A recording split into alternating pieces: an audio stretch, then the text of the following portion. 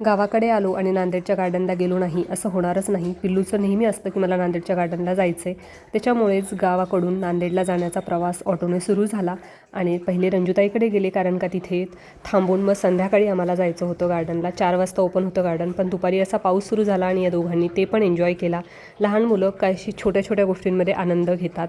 आणि त्यानंतर आम्ही थोडंसं खाऊन जावं म्हटलं, कारण का या दोघांनाही भूक लागली होती आणि घरचं काही खायचं नव्हतं. त्यामुळे रंजुताईने सांगितलं इथे सँडविच छान भेटतात, मग सँडविच ऑर्डर केले. सँडविच खरंच खूप छान होते, एन्जॉय केले.